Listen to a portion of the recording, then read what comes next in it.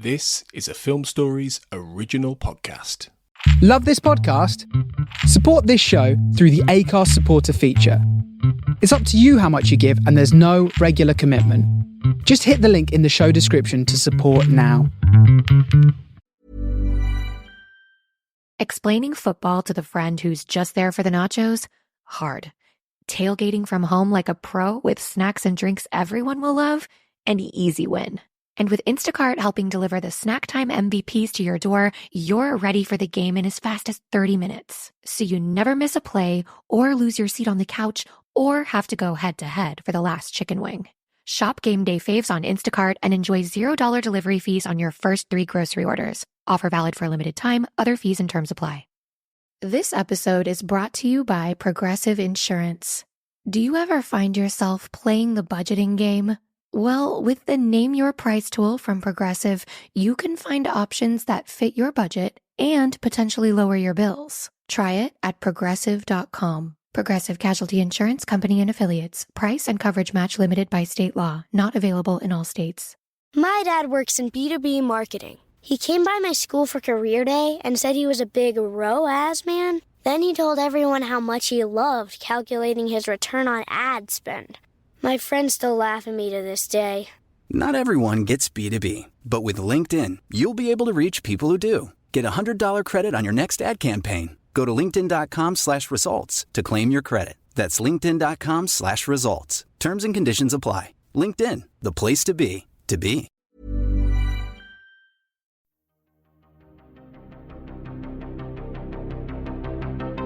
This is Writers on Film, the only podcast dedicated to books on cinema.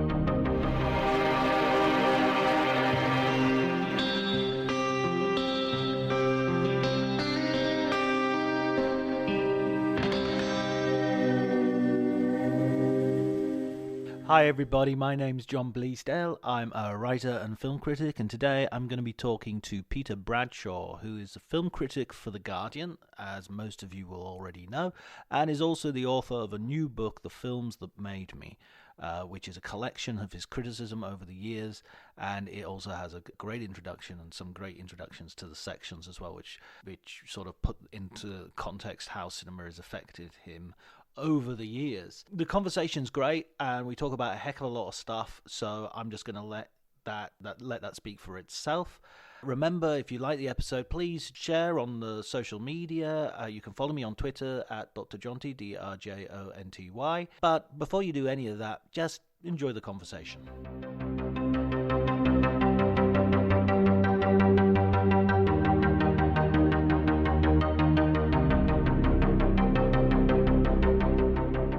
The way I got into journalism or film journalism is basically a very happy accident, happy for me anyway.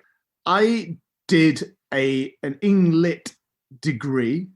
I did a straight up English literature degree of the sort that people don't do anymore. Right.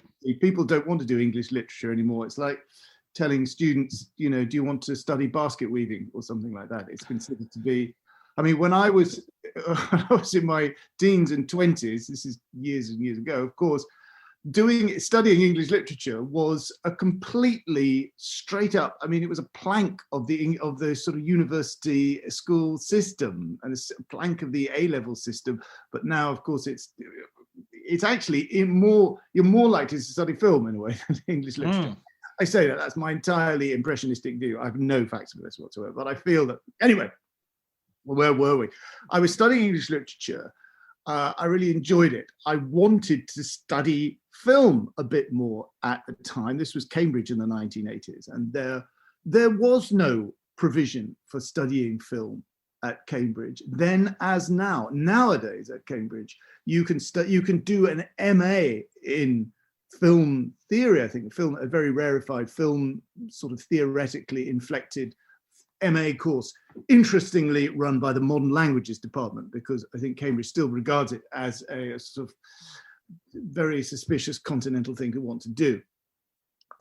But there were a few courses run by a lecturer called Stephen Heath, who was at that stage was the centre of a huge row about critical theory and structuralism and deconstruction, along with Colin McCabe, who of course went on after that to be a great panjundrum at the British Film Institute. Anyway, I did English literature, and then I moved even further away from film. I did a PhD on Renaissance English literature, which rendered me, as people commented at the time, more unemployable than ever. Yes.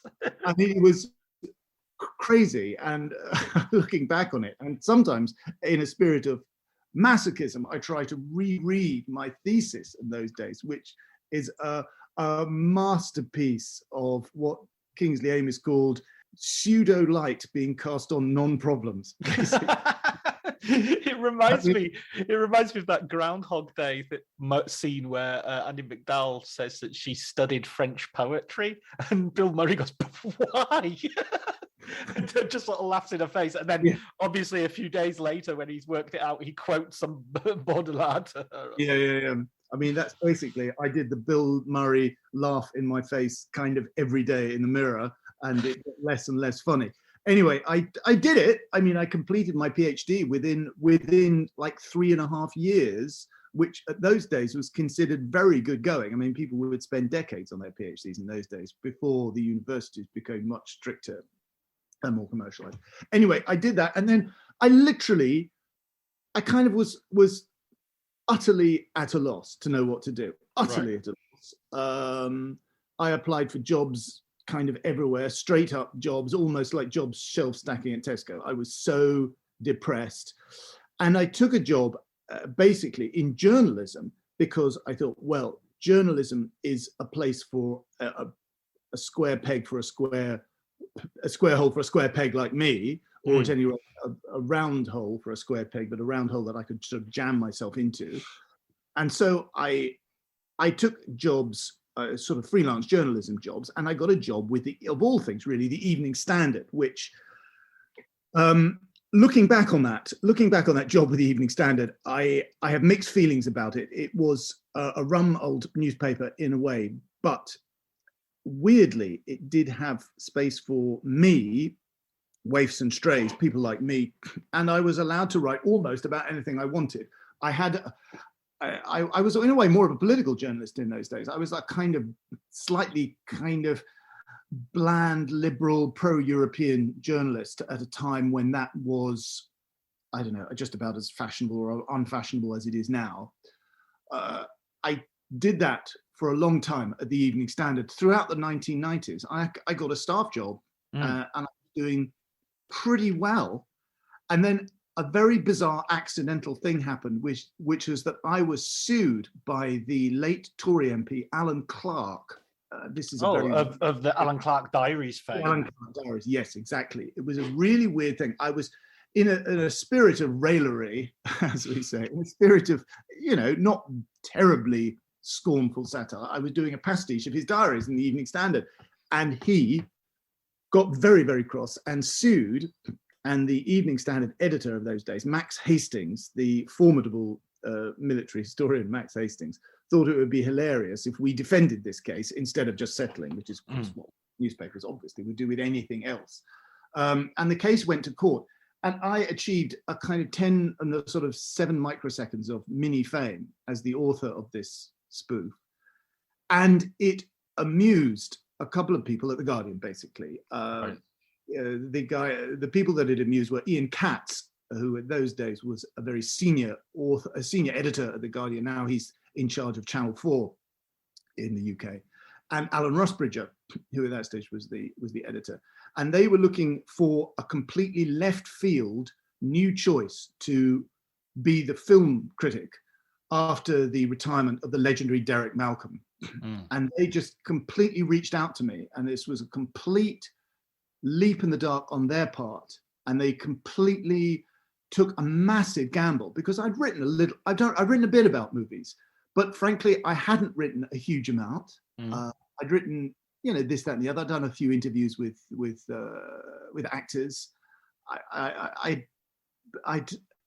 I really didn't have that much of a profile writing about, or any sort of a profile writing about cinema, but they reached out to me. And I mean, I'll never forget it. Alan Rusbridger literally cold called me at the office in the Standard And he just said, would you like to be the film critic? And I think he was expecting me to play it very cool and to say, well, I'll have to think about it, blah, blah, blah. But I almost shouted the word yes before he'd finished the word, before he finished the sentence. And that was it. It was just, I bit his hand off for this amazing opportunity. And never a day goes by without me blessing that day and blessing that extraordinary stroke of luck that he was going to give me what amounted to was one of the best jobs, perhaps the best job in British Fleet Street. I mean, it was mind-blowing to me that I got this opportunity. And so I just threw myself straight into it. And that was, golly, that was a long, I keep thinking this is 20 years ago. And I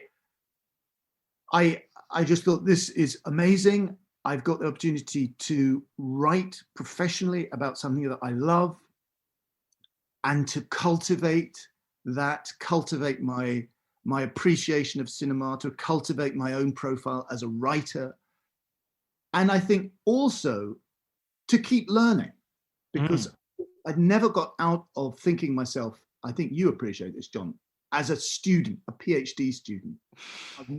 As a formative time in my life, I loves me a reading list. The idea of a bibliography, a reading list, I think, wow, that's great. And I've never lost my love for that. And I've never lost the idea that a film critic is a student, in a way. A film critic is a student. And it's not merely the weirdly school-like professional experience of kind of filing into a screening theatre in the way that you used to file into a classroom, basically. It is as professional experiences go, it is the one that's weirdly most like school.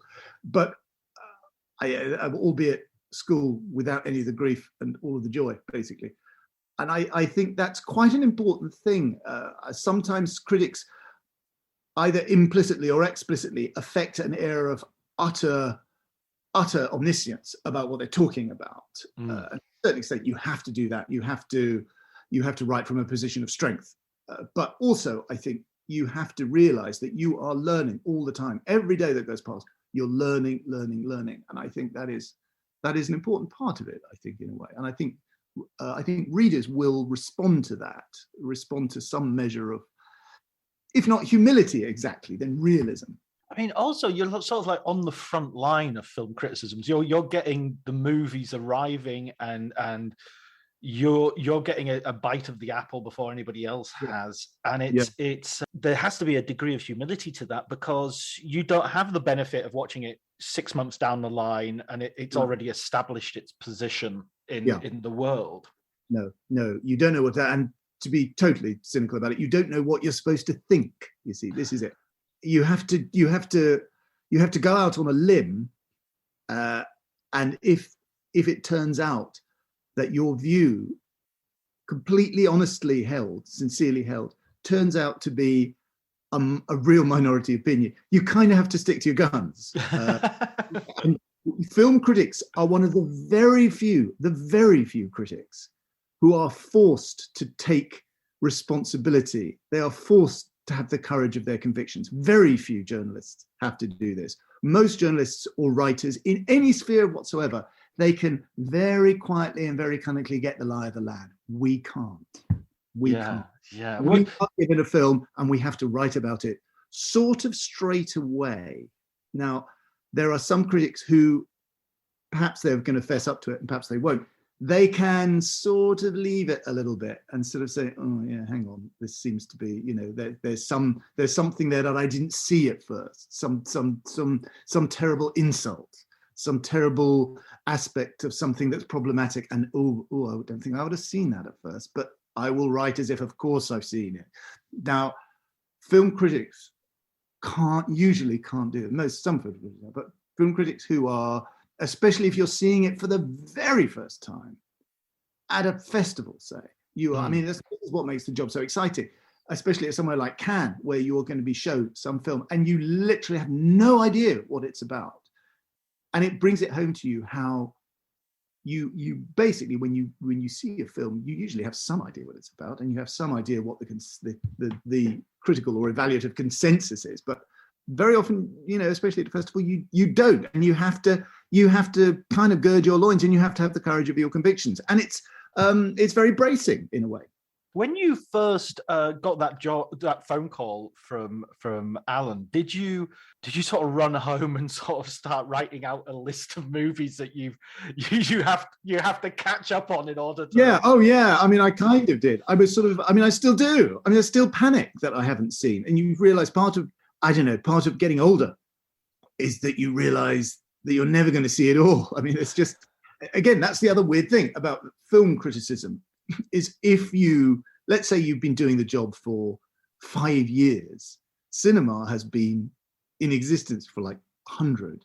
So you have covered 5% of the entire history of the medium. It's like being a literary critic for about 400 years. It's just, or whatever it is. It's an amazing, vast array of stuff. And again, a film critic is unusual in that they are expected to kind of know, or basically know, about everything in a way that no other journalist is, no other writer or critic is.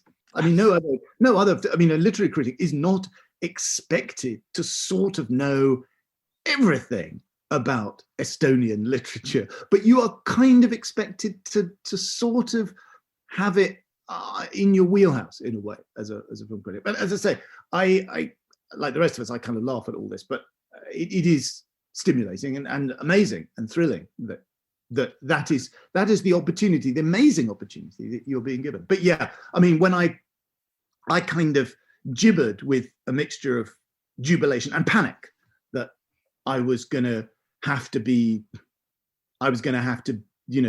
on top of all this.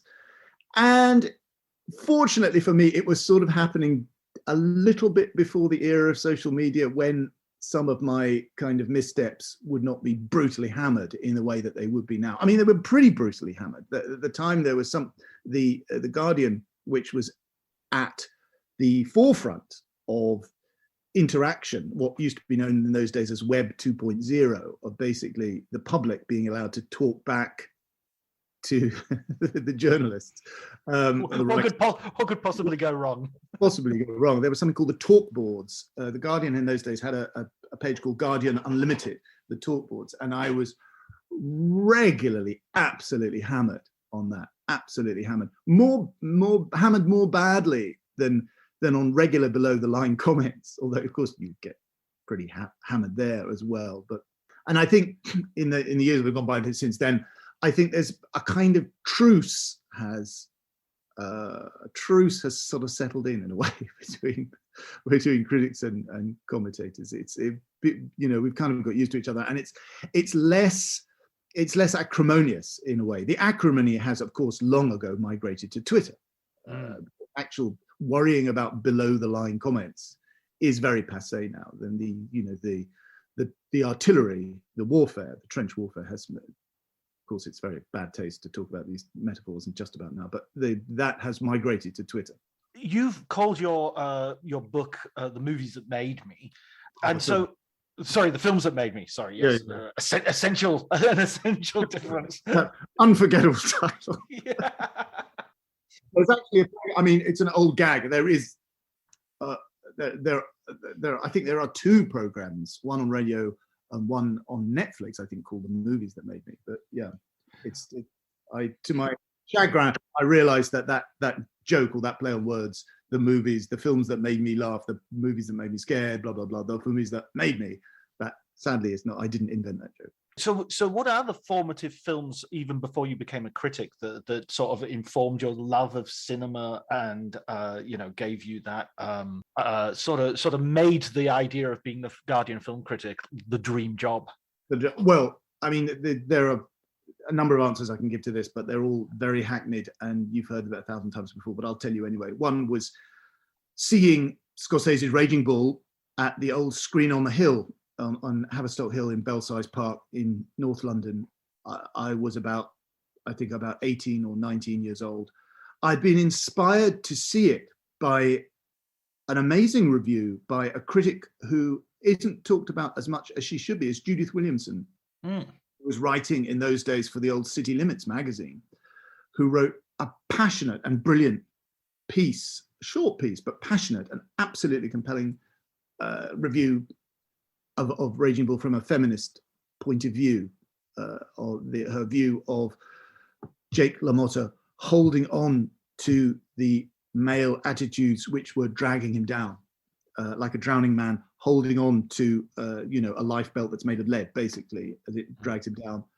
I was inspired to see the movie because of that. And I'll never forget how my mind was totally blown. And I'll never forget the way I felt when I kind of staggered back out into the streets afterward, a mixture of being utterly exhausted, physically drained, as if I just played 10 sets of tennis, but also an amazing sense of strength, of as if I'd just taken kind of cocaine or something. I felt as if I could pick up a bus and throw it across Hampstead Heath.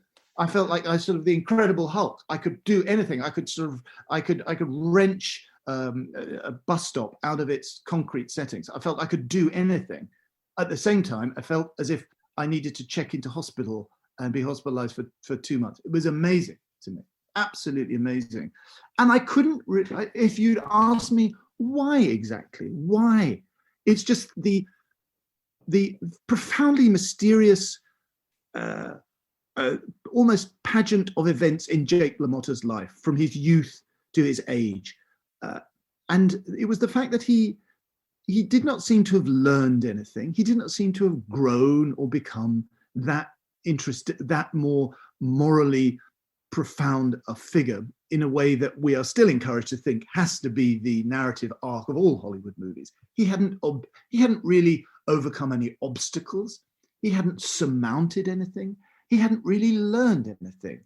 All he did at the very end of his life was did do this cheesy sub-Brando nightclub act where he did an impression of Brando on the waterfront, along with everybody else, including I love this, the things he does are Paddy Chayefsky and Shakespeare, and I'd love to hear it's a shame. I wonder if Scorsese's got any outtakes of De Niro as Jake LaMotta doing Shakespeare. It would be amazing. It was just the fact that he carried on, and then there was the biblical quote at the end about redemption.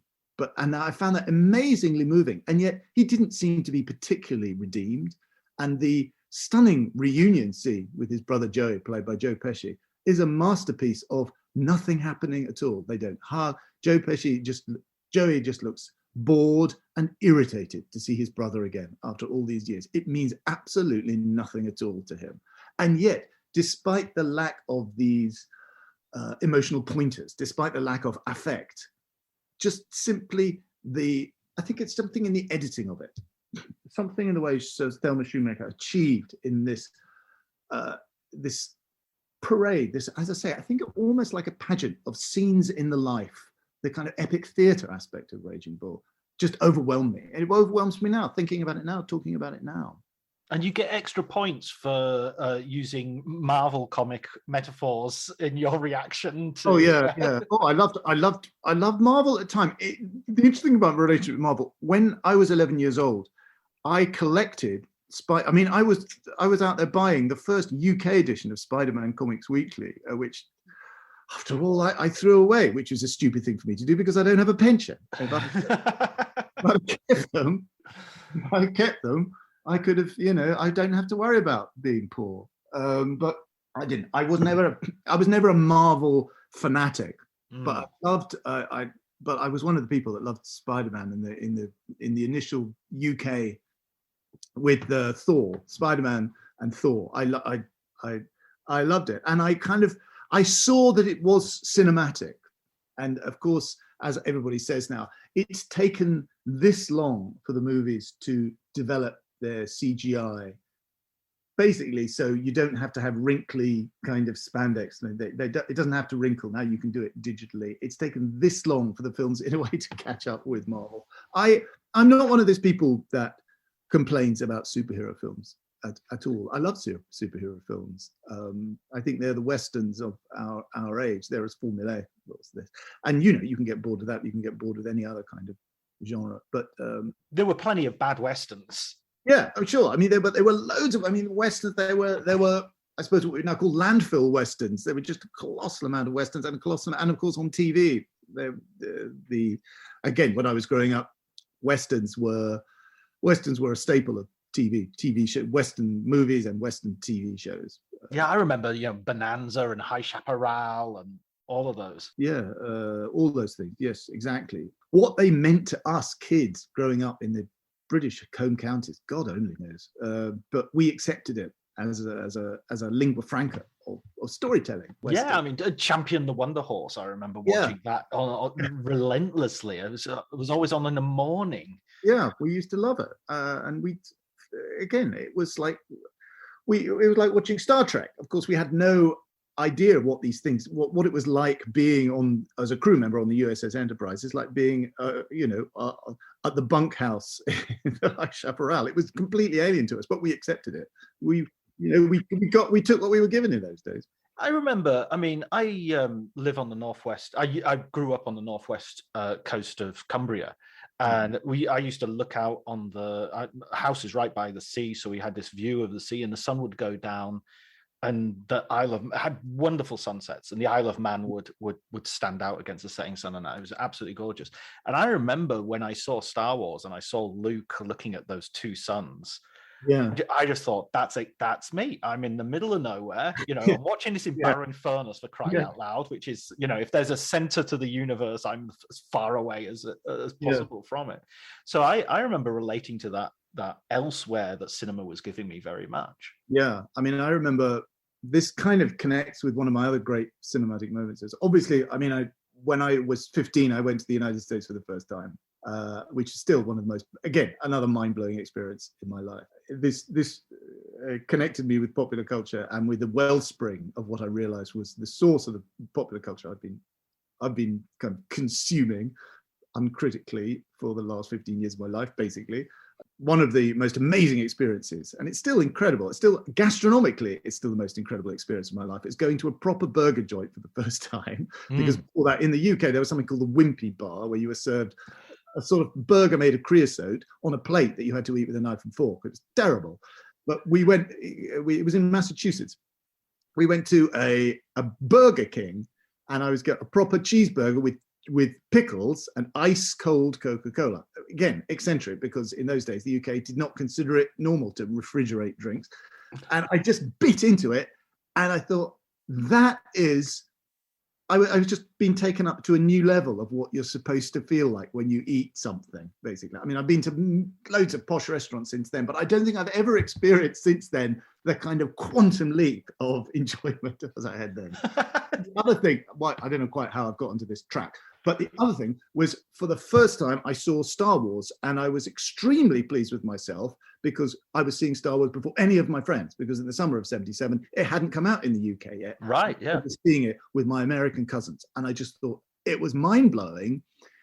And my mind was sort of furthermore blown about Alec Guinness being in it, because the other great experience of my life was seeing, I guess, the Ealing comedies generally, but for me, one of the most perfect films, formally perfect film I've ever seen, is Kind Hearts and Coronets, of course, starring Alec Guinness in all those roles. And it sort of did my head in that I knew that Alec Guinness was 40 years younger in that film. But of course, he was playing an array of characters who were sort of the same age as Ben Kenobi. And I thought, my God, Ben Kenobi is like another character that he's playing from Kind Hearts and Coronets, another mysterious old character with fathomless wisdom and strategic depth. Amazingly, he's like another character that he's playing. Maybe there is another Alec Guinness, who in fact does not look young or old, but is a kind of creature from another planet impersonating all these characters. Amazing. And I still think that Kind Hearts and Coronets is a beautiful film. It's a perfect film. It's one of these movies in the British film industry where everything comes together, particularly the fusion of tragedy and seriousness and suspense thrillers with comedy. And sometimes I feel, even with the great Ealing comedies, that the comedy aspect of it is a little bit knockabout for me. Get it? It's almost something we've inherited in a way, all the way from Shakespeare, the idea of a comedy interlude in the middle of something very serious. That's something we've inherited over something from 400 years ago. And I think it fuses most perfectly in Robert Hamer's Kind Hearts and Coronets. It's a lovely film, but as I say, that's in a way one of my key cinematic experiences as a teenager is seeing Star Wars and realizing that, is it really true that Ben Kenobi is in this film? Maybe he is the lost member of the Gascoigne family, the most extraordinary member of the Gascoigne family, was withheld from us for 30 years, and now he is here. Amazing. 1977. I saw it in England. It was I'm guessing that it was the first film I ever saw at the cinema, because I can't believe I would have been taken to see anything before that. I certainly don't have any memory of anything before that. But because there was only Star Wars, you know, there wasn't Star Wars 2 yet for a few years. It wasn't even on television. I found that anybody who was related to Star Wars, I would watch this. You know, I would like, oh, Tinker Tailor Soldier Spy, that's got, you know, Ben Kenobi in it, so I've got to watch that. And I've got to watch, you know, all those sort of quite terrible Harrison Ford films like Hanover Square and Force 10 from Navarone and all these. So by association, you would watch all around it. Yeah, I mean, I still, every time I watch Apocalypse Now, I think, oh my God, Harrison Ford is in this. I forgot that. I could watch it over and over again on a sort of Groundhog Day, thinking, fuck, isn't that Harrison Ford? Yes. Yes, you've now thought that to yourself about 8 times. That's Harrison Ford is in that. Is he in that? Oh, Christ, he is. Yeah, I mean, I love those. I love those interviews, those Parkinson interviews, where Alec Guinness talks about the fact that he just talks about, I don't know, this silly little film. But I made it. He always talks about, I love that it's one of the very few actors who talks about how much money he made out of it. He had to kind of bully George Lucas into giving him whatever it was, 1% of the gross, or 2%, or 5%, whatever it was. I think the story was he gave him a percentage, and then he forgot about it, didn't he? Or sort of played it down. No, he apparently he sent him a message saying, "Oh, it's really done a lot better than I thought it would. You know, it looks quite good." And he sort of said, "I'll give you another percentage point," and that for Guinness that meant like he was financially secure for the rest of his life. You know? I think he earned about £250,000 a year until that moment, to the end of his life. Just that he could have retired just on the Star Wars money, but he actually worked quite hard. But yes, again, it's in a way it took a sort of Englishman who was simultaneously very worldly about this sort of thing, but also very naive in the way that he was at the very last. No Hollywood actor would talk in those terms. Certainly not, even not a Brit. You'd have to. The nearest thing you've ever come to is someone like Rupert Everett or Hugh Grant, people who are people who have a kind of streak of not caring, and that's the way what Alec Guinness sort of had, in the way that he thought in his heart, he thought this Hollywood nonsense, not really what he was, but he was, he did it with, good grace, and he thought it was very amusing, but it wouldn't have surprised him to hear that Star Wars had done very badly and just vanished, but it wouldn't have surprised him or interested him in the slightest. I mean, in a way, I'm reminded of, I think, Maggie Smith, she periodically asks what she thinks of Downton Abbey, and she just says, I don't know, I've never seen it. She literally just said like that, yes, I've never seen it, I've got a box set somewhere, I must get around to it. I saw Ray Fiennes. I'm not sure if they're showing this in England, but I saw it in Italy that they were showing a trailer for The Kingsman, and it had like almost like making of footage the trailer where they're going, oh yes, Matthew Vaughan's vision is unique and it's a very exciting story. But I keep remembering being interviewed for the Harry Potter films and talking about Voldemort and saying, I haven't got a clue what this is. I just wave my hand around occasionally to say the line. There are very few actors in a way who are sort of detached enough. In a way, it has to be the Brits, because they know they're being hired anyway for sort of what they are. But there's a younger generation, I think, in a way, of people almost sort of traumatized by the fact that they can't say out loud what they think, especially people who've been in superhero films. And people like, I suspect, Andrew Garfield, I think only now is coming to terms with the fact that, oh my God, he had to do this. It was like working for a factory. We don't particularly feel sorry for Andrew Garfield. He made a fortune for being Spider-Man, but there are sort of road of actors who you forget, in a way, you can't say out loud what you think, particularly when you're working for a corporate machine. Well, there seems to be a narrative around the whole film, that it's not just playing the role. You're doing the publicity, you're doing the junkets, and you're sort of creating. I was struck by well, just to stay on Garfield for a moment, during the run up to Tick Boom. Yeah, I keep calling it TikTok Boom, and that would be a stupid title, whereas Tick Tick Boom is a perfect title. It was all this stuff about honoring the real life person who the film is based on, Jonathan Larson, yeah. And it was there was just an element that was so it felt like another part of his performance. I mean, I'm sure it was sincere and everything, but it just felt so sort of curated and you know. I think so. I think you have to sell the public the entire package. They have to buy into the whole thing. And I think what's required of the actor is that absolute commitment that they are selling you their own not merely the technique or the accomplishment of your impersonation of a particular character. I mean, I think interviews with stars have evolved away from that. There was a time when, 20, 30 years ago, an interview with an actor would spend more time talking about their lives and their technique and their thing, all the other things that they were doing. And now I suspect it's more about how utterly they identify with their character. They kind of have to provide a kind of what amounts to an outtake as their character in the EPK, the electronic. As journalists, we kind of go along with this. We behave as if we are interviewing somebody who is their representative on earth, in a way. Christ's representative on earth, like a priest.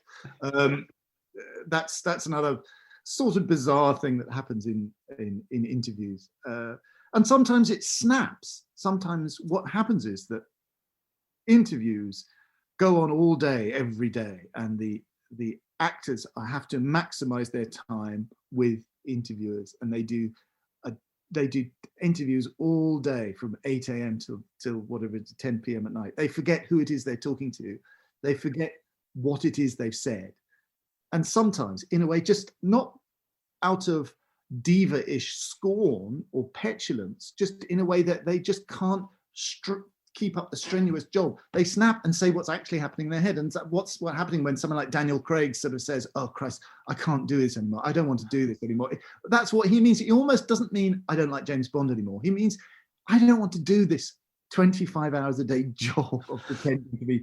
And someone like Liam Neeson, who in a way, kind of talking in his sleep, started telling how he went looking for black people to beat up. It was utterly bizarre. In a way, I think he was forgiven for that because he wasn't caught out in racism. He sort of said it. He kind of presented it, and people were so embarrassed for him in a way. I mean, they were shocked and appalled, and they sort of knew what he meant, what he was sort of trying to say, but it was so bizarre, and it was a function of this interview corporate publicity machine that film journalism is a part of these days. I remember John Barnes sort of praising him for coming out with it and saying, because a guy in the 70s and 80s was racist. That's not, that's not shocking. Yeah. No, I mean, Liam Neeson he meant to say isn't that bizarre? Isn't it crazy that I thought that? And yet he was saying that he actually did it. I'm not sure that I believe it, actually, to be honest. I'm not sure that he really did it, but it was very bizarre. It was, as I say, it was a function of the exhausting film journalism hype, PR, military industrial complex. And it wasn't a fact. It wasn't a piece of information that had been elicited by journalism in the normal sense. In a way, it was a kind of glitch in the matrix. It was a breakdown where they just couldn't keep doing it anymore, and just said some silly thing that had occurred to them. Absolutely. I mean, do you think this world of sort of PR, do you think that there's a point a little bit like the superhero movies and the westerns in the past, that where the wave will collapse, that we'll have to think of another way of doing this? Yeah, I think so. I mean, this is where, to return to my job for a moment, critics have to come in. They have to be the people who have to reassert some individual critical sort of body of intelligence that exists independently of all this. And that doesn't necessarily, and as I say, I return to this because I want to say this does not mean saying, aren't superhero movies awful? Aren't they utterly awful? Because that's just you're just going to end up saying the same thing all the time. But I think you have to reassert your own privilege, and it's kind of a hard-won privilege as a critic, as somebody who isn't anything to do with it, who doesn't have to deal with PR people in a way. It's a great privileged position to be in, because you don't have to do this. You just watch the movies and say what you think, and you have to bring to it your own critical intelligence and your own hinterland, your backstory, and you have to make it you have to make it the pretext for your own prose performance, which in a way is something else you have to bear in mind. But in a way, it's never been more important to do all that, because otherwise you kind of go along with everything. With the book, you're putting together reviews that you've done in the past, and you're sort of an anthology in a sense. Looking back over that work, did you sort of recognize the same voice, or did you sort of see your voice develop as it went along? That's a very good question. I'm not sure, to be honest with you. I mean, I sometimes look back on something I've written 20 years ago and think, wow, that's pretty good. I always think, A, I can't remember writing that, and B, God, that's actually pretty good. I don't look back and think, wow, oh, what a naive, unformed person that was. I mean, I think what happens is you achieve a kind of knowledge or wisdom, and you become less of a smart ass in a way at people's expense. One of the things that's, I think, happened recently, and I'm not sure whether this is a good or a bad thing, and I wonder what you think, John.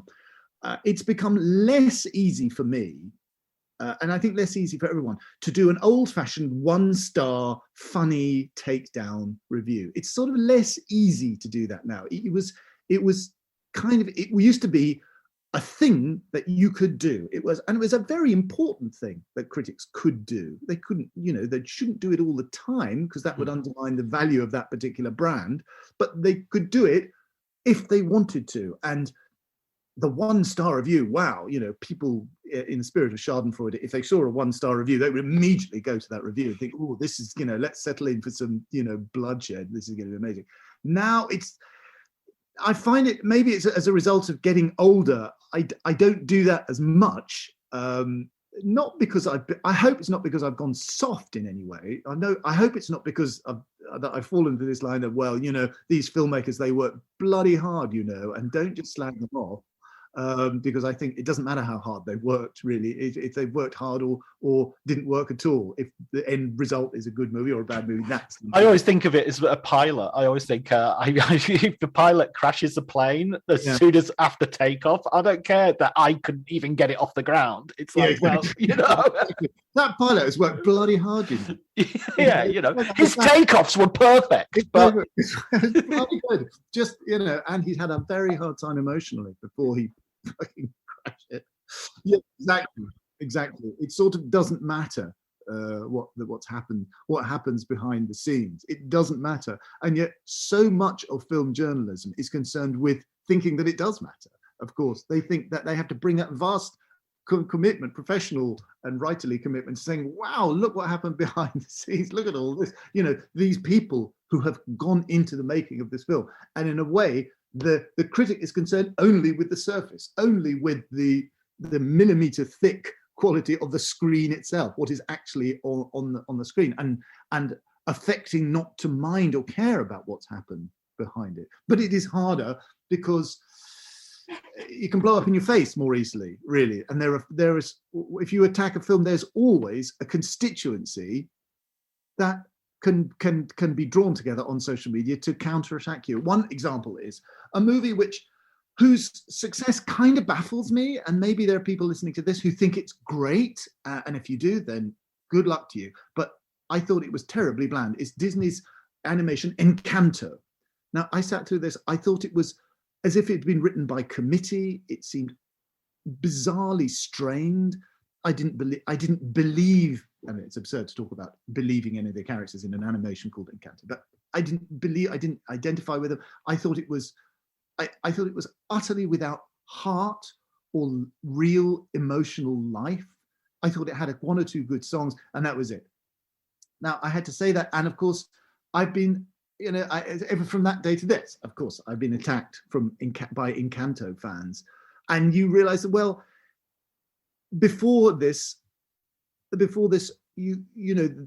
constituent opinion would have been silent. It would have had no platform at all. Now it does, and that's a good thing, because there is this has happened in my professional lifetime. A democratization of opinion has revolutionized, in a way, the way in which we think about films, or certainly revolutionized the way we sort of write about them. But it's meant that you have to be a lot tougher, and you have to stick to your guns, and you have to realize that nobody gets the last word anymore. That in a way, social media and Twitter is full of people fanatically trying to have the last word. They're trying to appropriate to themselves that prerogative that used to only exist in print media, which is, you, as the privileged person working for a newspaper, whatever, you get to have the last word. You get to say it, and nobody talks back to you. Now, a lot of the neurosis on social media is people wanting to win, definitively and resoundingly to win the argument. How dare you not love something that I love? How dare you love something that I hate? Yeah. That's it goes on and on and on. And part of the sort of Jedi Zen that you have to cultivate, part of the sort of Ben Kenobi Zen you have to cultivate as a critic, is realizing, there it is, live and let live. You've had your say. I mean, that's why, I think, well, look, I still have this what the Americans used to call a bully pulpit. I have this privilege thing. I'm allowed to say it. Now, I can't just indulge in a shouting match with somebody from now until doomsday about who gets to win. I just can't do it.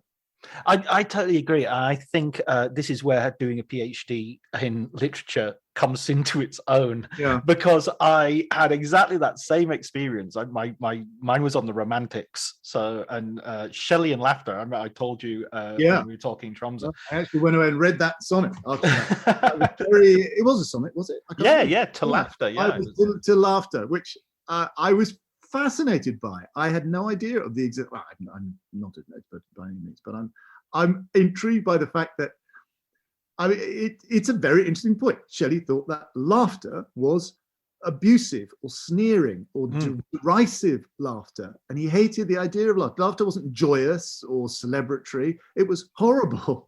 Yeah, it was always denigrating. It was denigrating, and he thought it was something to be deprecated. And there is, I think it has something to say about our culture, in a way, the idea of what laughter is. But the thing that sort of connects to what you were saying earlier about how criticism has democratized and everything, is that when I was doing my PhD, I had a very similar experiences of going to parties and things and talking to people, and people saying, "Why are you doing that? What possible utility does this have?" And they were very exercised because I was getting money from the British Academy in order to do it.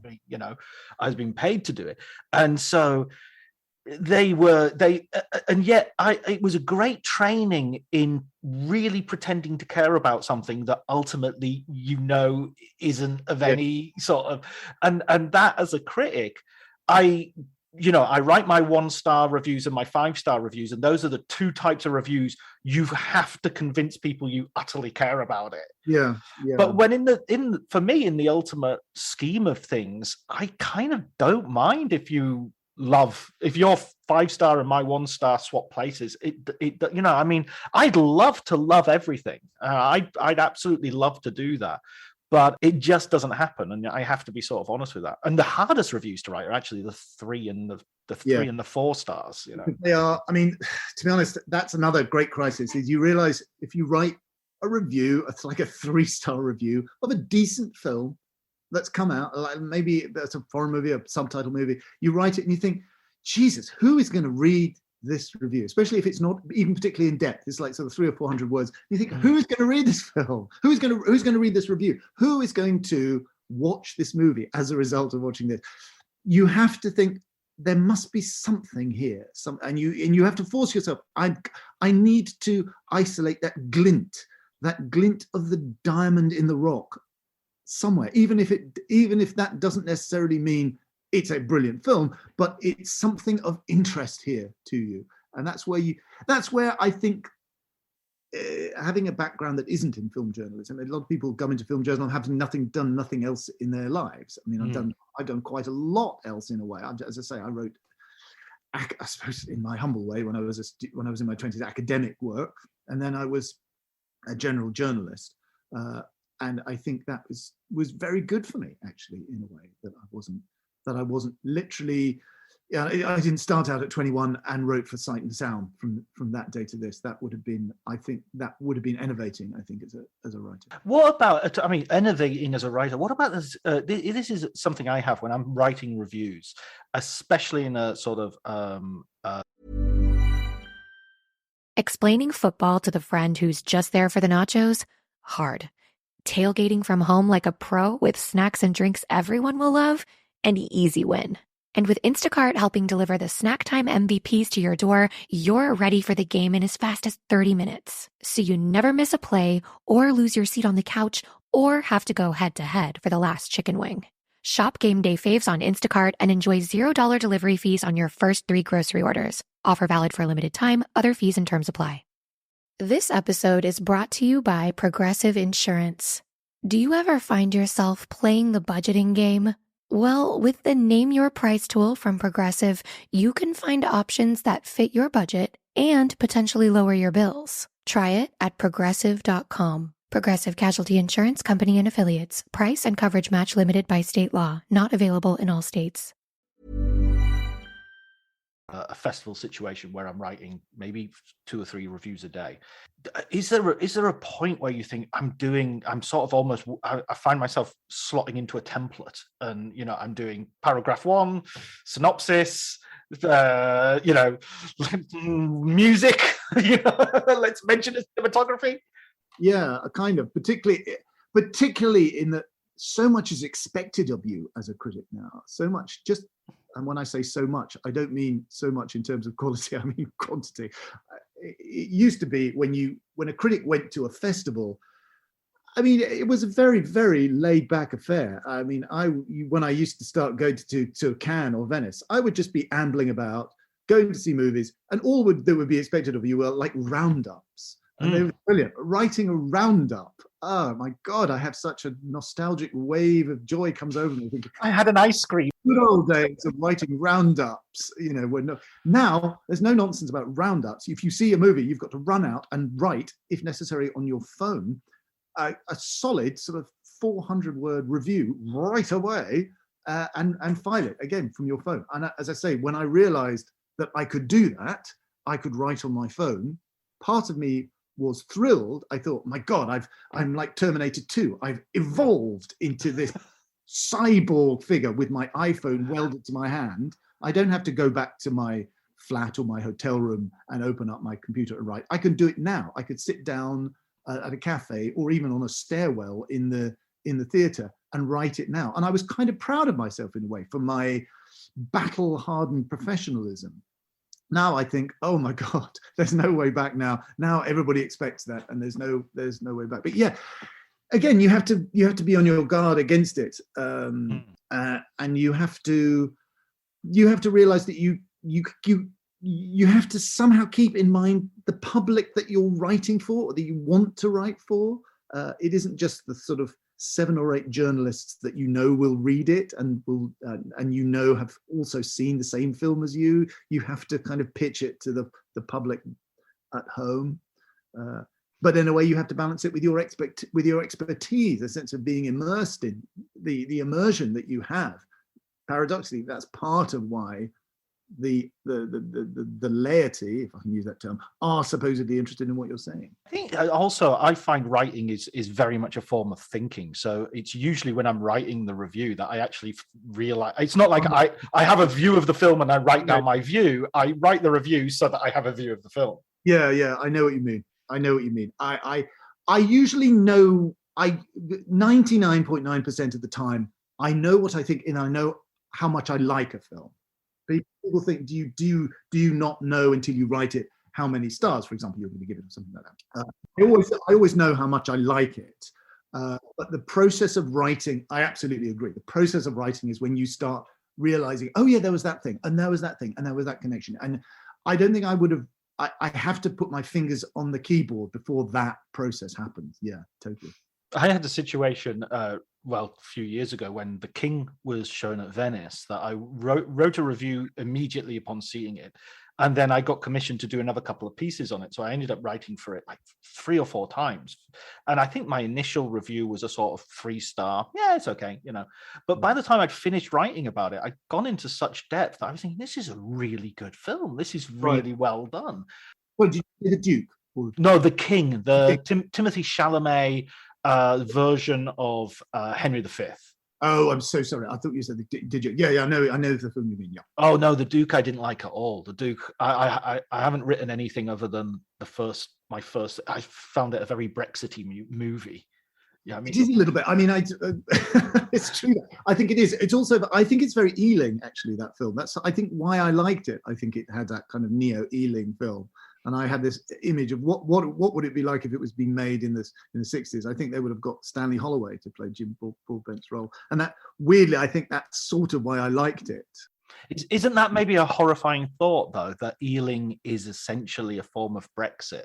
That if you moved the years along, the passport to Pimlico would be. Passport to Pimlico is a little bit, yes. I mean, it is a little bit like that. But as I say, I prefer to think of Ealing in its higher mode of kind hearts, really, than films. Not that I don't love them in a way, but I think it's the fact that he's talking about free TV licenses or not want of dismantling his TV so he doesn't have to get the BBC. As I say, we're all all of us liberals are on a hair trigger for that sort of thing, thinking he must be, and there is something Brexity about it, but there's always been something Brexity about the British and their sort of bloody mindedness. I mean, there was 51%. Yeah, absolutely. There was something. I mean, I've said this before. There was something Brexity about rejecting Winston Churchill in 1945. I think there was something Brexity about that kind of cussedness and said, no, fuck you. I don't like you anymore. Because I want to wipe the smile off your face. I think it's partly that as well. Yeah, stick that in your cigar and smoke it. Yeah. I think that's what it is as well. I mean, that's partly what it's about. But yes, I don't know quite how we've got onto the Duke. But yes, there is. I actually said this in my piece. There is something Brexity about it, undoubtedly. But it's a kind of instant Brexit in that the Brexit that we now know has been controlled and directed by precisely those elitist forces that the Brexit movement affects to be opposed to. That, at any rate, Kempton Bunton's Brexitiness was at least his own invention. At least it was a genuine kind of dissent. Yeah, it's kind of Kaiser Soze, the whole, down with the elites, said the elites. Well, it is sort of a down with the elites. You could get away with stealing. I think you could get away with more in those days. And it's sort of typified by the fact that you could actually walk into a National Gallery and steal a painting, and also legally get away with it as well.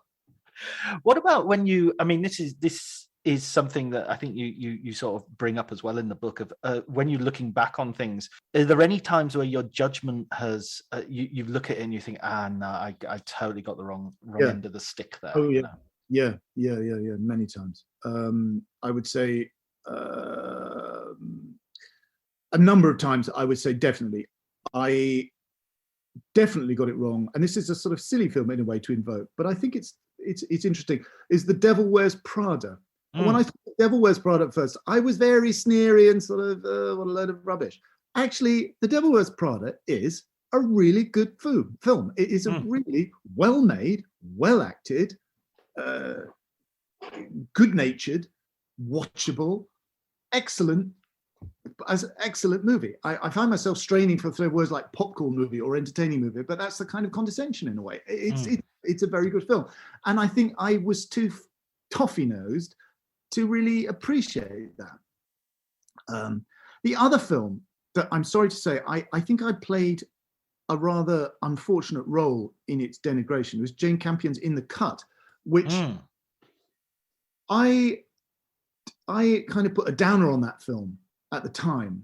And I'm ashamed of myself for doing that because I'm still not sure that it's a masterpiece, but it was a good film with some staggering things in it, some brilliant things in it. Mainly, I think, Meg Ryan's orgasm scene.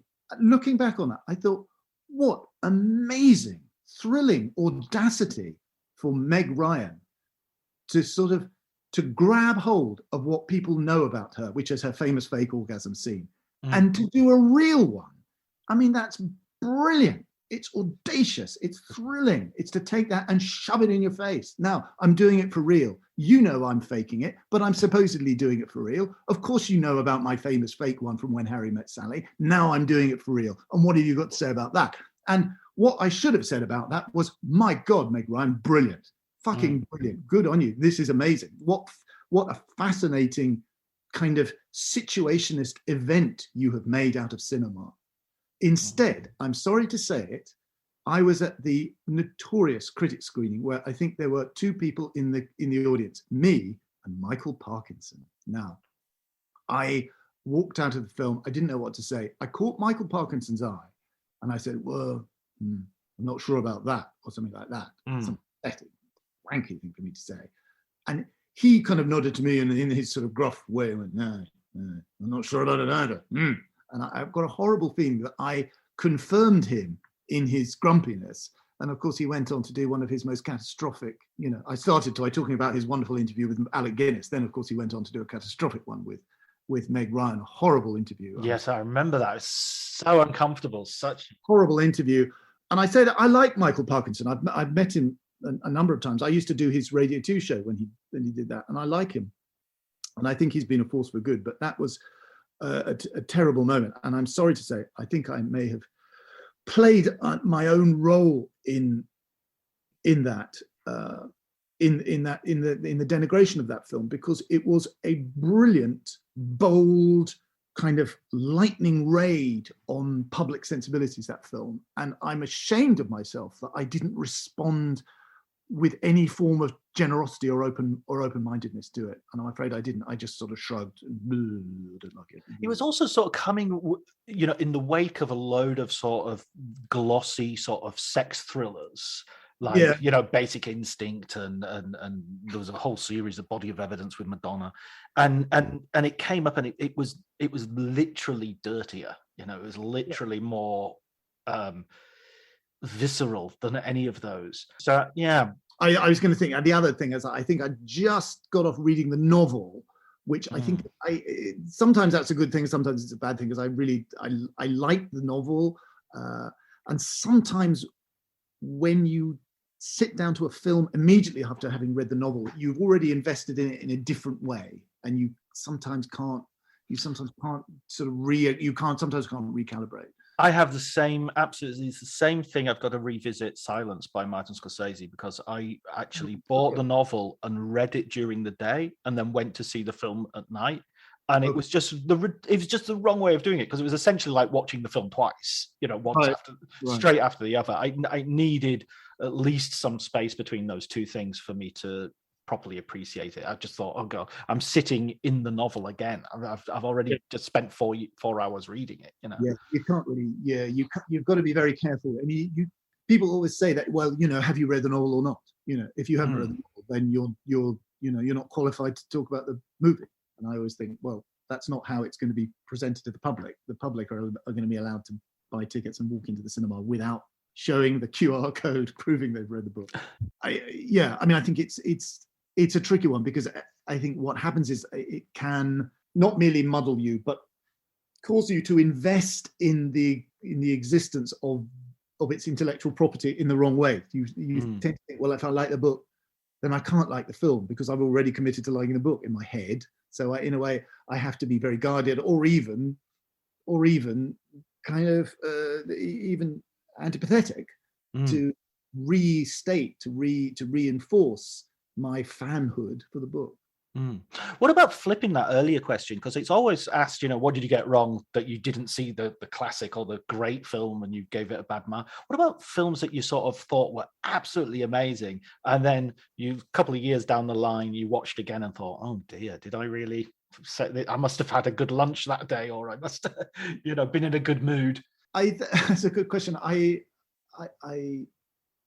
There aren't many films like that. I can't really think of a film where I've totally got it wrong like that I've really loved a film. I thought, actually, no, that's rubbish. I've seen a couple of films where I've given 5 stars to, and I think, you know what, it's a good movie, but I don't know about 5 stars.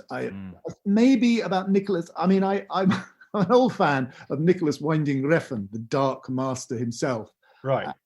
And I'm glad that I took against the consensus against his film Only God Forgives, which is a kind of gross out, freak out film, sort of inspired a bit by Taxi Driver. And I'm glad I gave it a good review. I'm not sure. I think my review would have been a bit more nuanced now, but I'm glad this isn't really an answer to your question, is it? Because I'm sort of saying, but in a way, saying, no, I was right. Fuck you. I loved it. I'm always right. The late film critic, the late Alexander Walker, always got angry when anybody asked him this question. He always, when anybody asked him, do you think you've ever changed your mind have you ever gotten this wrong? He always heard that question. And what he heard in his head is, have you ever been defeated in an argument with another journalist? And he would always hit the fucking ceiling. No, I've never.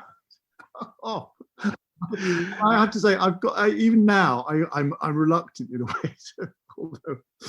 But I honestly don't think I have. I mean, I'm aware of people thinking I must have lost my marbles in a way. I tend to praise comedies because I think I went through a long phase where I thought of myself as the only critic that liked comedies, and all the other critics didn't like real comedies, or they would bafflingly decide that reasonably funny but not that funny art house films were hilarious. Oh, I had that with Tony Ederman, that I went to see again with that same film. Oh yeah, I mean, and this is where the sort of context comes into it. I couldn't get in to see the first screening of that at Cannes, and so I went to see it the day after. So I went to see it after hearing everybody saying it's the funniest film ever made, and I watched it and thought it's a mildly amusing bit of cringe comedy. I liked this film. I didn't like it because it was funny. I didn't think it was funny exactly. I mean, I think there are humorous elements in it, of course, but it's not. Let's be real. It's not funny. Whenever a critic says to me, it's really funny, I always say, really? Like The Simpsons? Funny like that? And they almost always go, no, not actually funny like The Simpsons, no. Or I'm always thinking, funny asshole? Funny like Arrested Development? Funny like any episode of Arrested Development? And this isn't necessarily to slag off the film, because it doesn't have to be funny. Films don't have to be funny. You don't have to sell me a film. You don't have to sell me Tony Ederman on the basis that it's funny. You can sell me funny that it's intriguing or bizarre or ingenious. All these other things. You don't have to say that it's laugh out loud funny. I mean, there are things that I think I often put on the YouTube clip of the desk pop from The Other Guys of Will Ferrell being tricked as a copper into firing his weapon at the ceiling, because that's a traditional thing that police officers do in the station house. I think it's absolutely brilliant. It's one of the great gunshot scenes in American cinema, because in a way it's brilliant. It's surreal because it forces you to look at what a transgressive event firing a gun actually is in the real world. In the movie, people fire guns all the time, and it's always as normal as lighting a cigarette. In the real world, of course, firing a gun is the most transgressive and horrifying thing that can ever happen. Police officers can go through 40 years careers without ever having done it. The brilliance about The Other Guys, of the surrealist brilliance of Will Ferrell sitting there and going, bang, is that it's one of the very few times in American cinema where the script acknowledges what a horrifying event it is to hear a gunshot, especially indoors. And so basically because of that, I gave The Other Guys 5 stars. Basically. I was so thrilled. And I still am. I kind of don't regret it, although I don't know whether it's a 5-star movie, because the rest of it probably doesn't quite live up to that. But it's a very funny film. And Mark Wahlberg is sort of amazing. I'm fascinated by Mark Wahlberg because he's always the same. He's one of the most unacted. He's brilliant. He's a brilliant performer, but I never get he never acts. He never puts anything on. He just does that. But he can play comedy and absolutely dead straight. He's unique in a way because you can see him in a comedy and he will play comedy and be really good, perfectly good. He was excellent in The Other Guys, or he will be in a straight film, or it would be something like it in Uncharted, where he kind of does his Mark Wahlberg thing. In The Departed, he was very good as well. He was, yes, that's true. And that's kind of a comedy role. He's just turns up and swears at everybody. I love the other guys. I think the whisper fight in the funeral. Yeah, that's just so funny. So funny. Brilliant. Yes, everybody gathering round and nobody else noticing. It's absolutely so good. But you see, that's what I mean. It is really funny. It's actually funny, as opposed to humorous or comic or like that. Sort of, but it's actually funny in that it will actually get a laugh at the time. I think comedy and horror both have a similar thing, though, where because it's such a visceral and emotional experience, you physically burst out laughing and you hurt from laughing and all that sort of stuff. And it's also something that you could just chop off at the knees by saying, I didn't laugh once. And it's so vulnerable and fragile, comedy. And the same with horror, you could just say, well, I didn't find it scary. And that's it. The raison d'etre is dead, Yeah. I mean, it's one of those things, sometimes horror, I sometimes not sure how to gauge my reaction to other people's praise of a horror film, particularly real horror fans. Sometimes horror fans will, something like Fright Fest, something like that, a film that's gone down really well.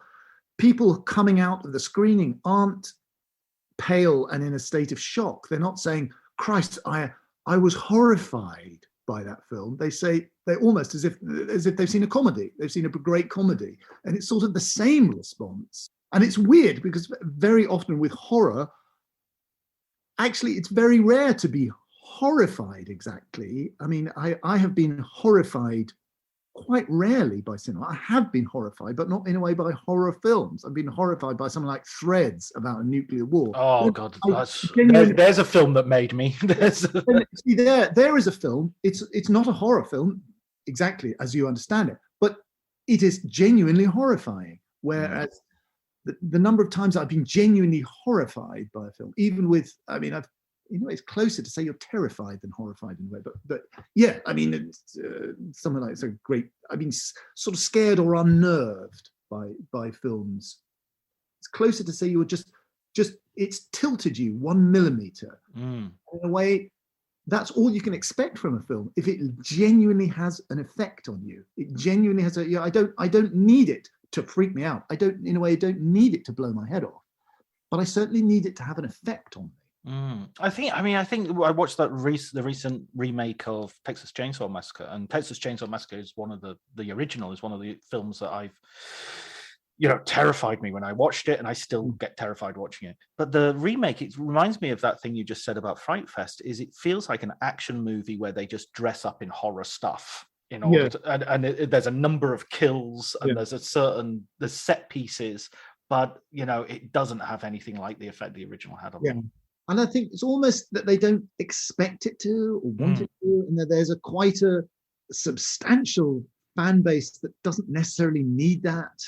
They don't want to be surprised. It's like the Scream franchise. It's a sort of nod and a wink, and we all know why we like it. I think sometimes I really want something else from it. I mean, I got it. I would say I got it from Get Out, Jordan Peele's Get Out, in the way that I would call it perhaps more of a scary movie than a horror film. I don't know if there's any gradations there, but I genuinely was unnerved by it. And I think it's a movie that genuinely wanted to upset you in a way that some horror movies, even quite extreme horror movies, don't want to upset the apple cart that much. Yeah, no, absolutely. Listen, Peter, I want to have a recommended book. So obviously your book is recommended. We're recommending it. But what about a film book that you would recommend that you've read? Oh my God. If I'd have known that you were going to ask this, I would have prepared myself much more carefully. I'm going to look at my... Peter is now perusing his bookshelf. I want to talk about... a film I loved, a book I loved, which was Matthew Sweet's Shepperton Babylon, about the early British cinema industry, a book which came out before, I think it's fair to say, before the Talking Pictures TV channel in a way made that genre, kind of revived that genre, and made us think that there's an ocean of films out there that we'd sort of forgotten about. And I think that's an absolutely terrific book. I still love Jonathan Rosenbaum's Movie Wars about what constitutes movie history. I think he's a brilliant. Let me see if I can find the not. Hang on, sorry, I'm running away to find these books. Movie Wars by Jonathan Rosenbaum, absolutely brilliant. And the other one is If You Can Bear It. I'm gonna get. Yeah. Go for it. Well, wouldn't you just know it? The book that I wanted to get out of the shelves. I can't find now. That's just typical of me. But a brilliant book about early Hollywood. I know everybody talks about this book, but I would talk about it. Is Neil Gabler's An Empire of Their Own: How the Jews Invented Hollywood.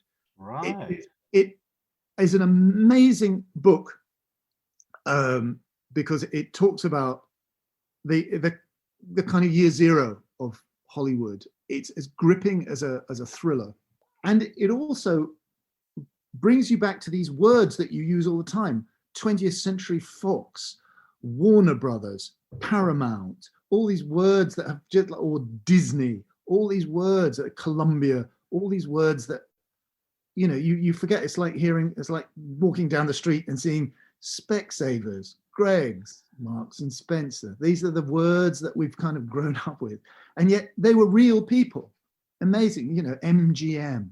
Gosh, what did that? Louis B. Mayer, Sam Goldwyn, Harry Cohn.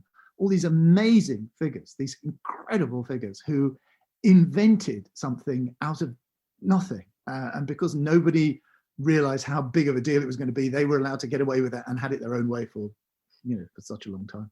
It's like those names are part of the landscape. I mean, literally, when you see the Warner Brothers, it's sort of painted on the big water tank.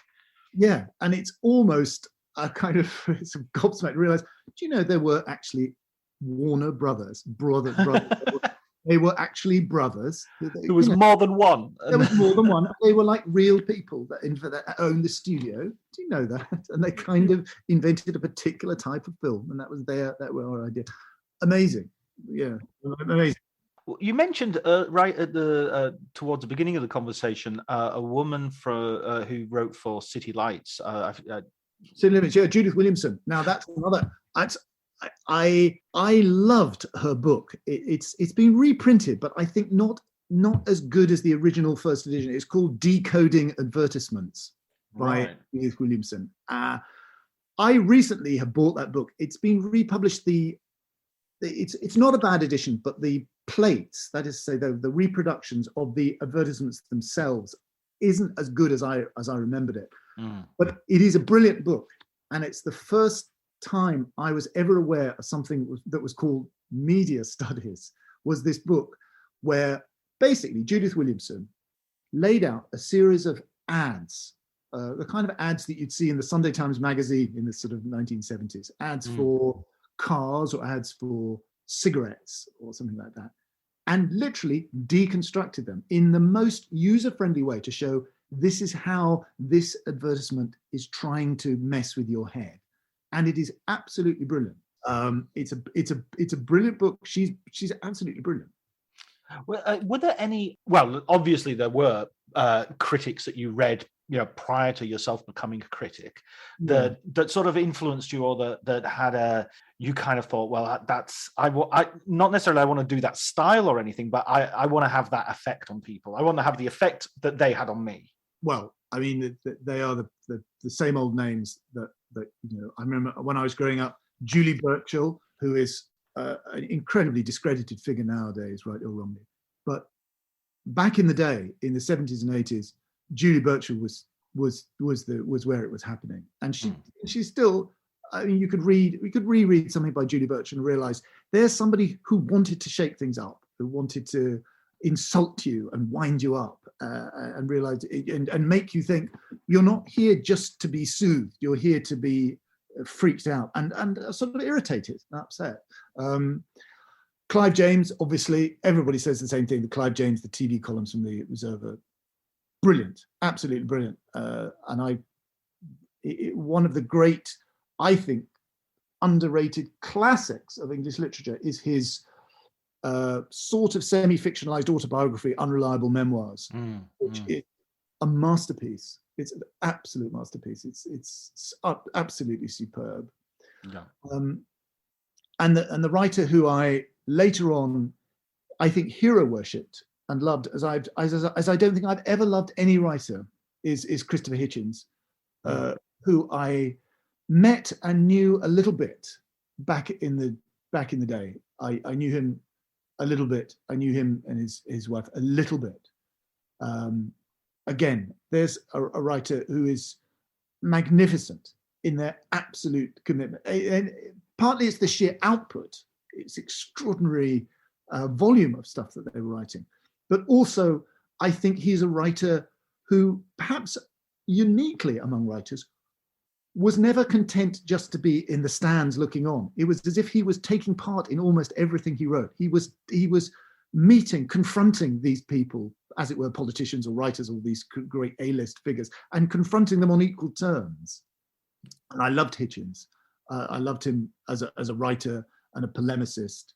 I mean, he's inspiring. You read something by Hitchens and you want to be like him. I mean, there's a whole generation of us who wanted to be like Hitchens, and we never could. But we certainly and more productively wanted to raise our game, raise it to 200%, 300% over and over again.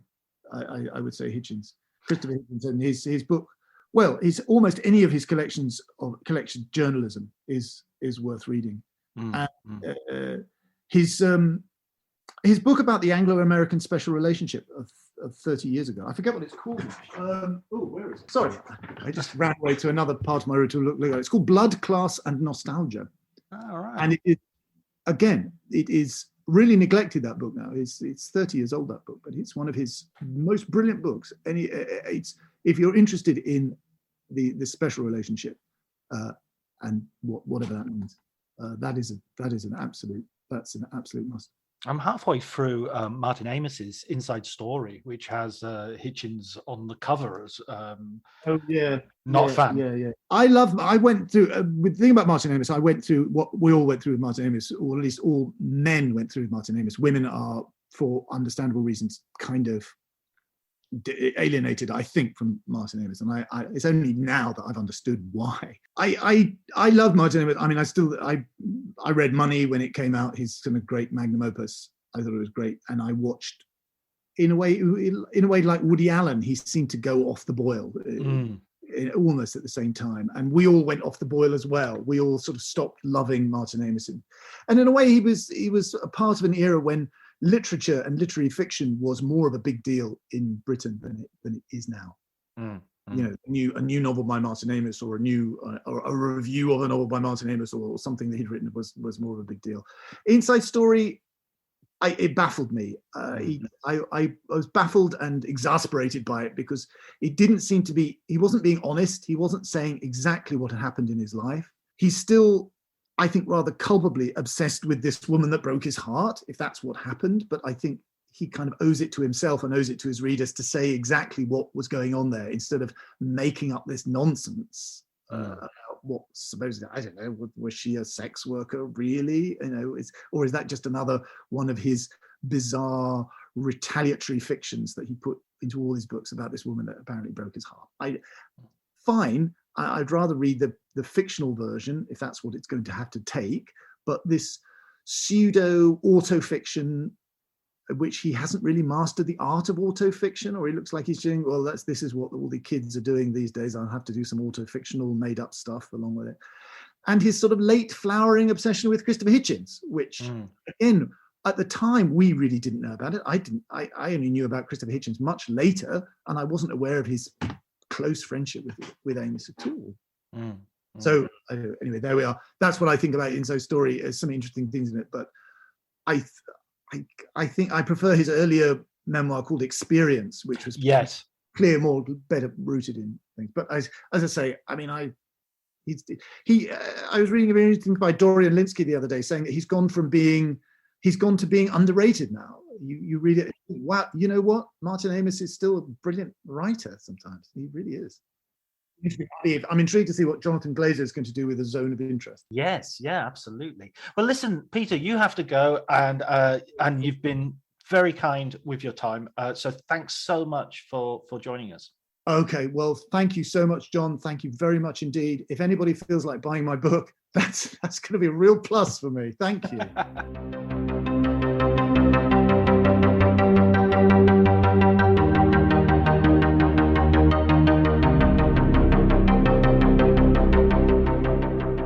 So that was my conversation with Peter Bradshaw. I hope you enjoyed it. I certainly did. I think we had a really good chat, and we certainly went through a lot of subjects, and a lot of different films came up. There are some sort of films that keep coming up, maybe like almost like keystone films.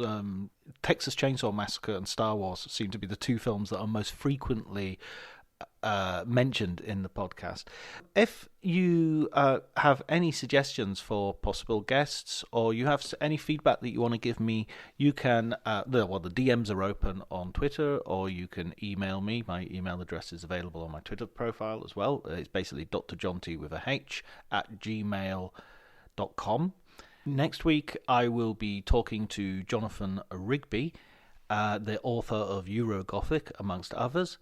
But all that remains to do is thank Elliot Atkins for the music, providing the brilliant John Carpenter / Sergio Leone music for the podcast, Ali Harwood for the art, and thanks, of course, to you for listening.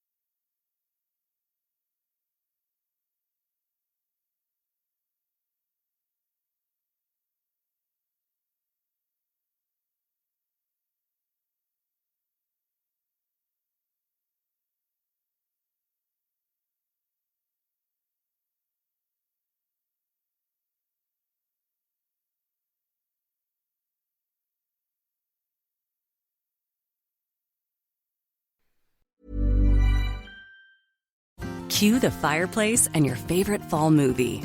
There's nothing better than a cozy evening at home with a glass of First Leaf wine. First Leaf is a personalized wine club that delivers right to your door. Sounds magical, right? They get to know your favorite tasting notes, which varietals you enjoy, and whether you prefer sweet or dry wines. So in every shipment, you get bottles tailored to your unique palate. Go to tryfirstleaf.com/fall to get your first 6 wines for just $44.95 with free shipping. This episode is brought to you by Progressive Insurance. You chose to hit play on this podcast today. Smart choice. Make another smart choice with Auto Quote Explorer to compare rates from multiple car insurance companies all at once. Try it at progressive.com. Progressive Casualty Insurance Company and Affiliates. Not available in all states or situations. Prices vary based on how you buy. My dad works in B2B marketing. He came by my school for career day and said he was a big ROAS man. Then he told everyone how much he loved calculating his return on ad spend. My friends still laugh at me to this day. Not everyone gets B2B, but with LinkedIn, you'll be able to reach people who do. Get a $100 credit on your next ad campaign. Go to linkedin.com/results to claim your credit. That's linkedin.com/results. Terms and conditions apply. LinkedIn, the place to be, to be.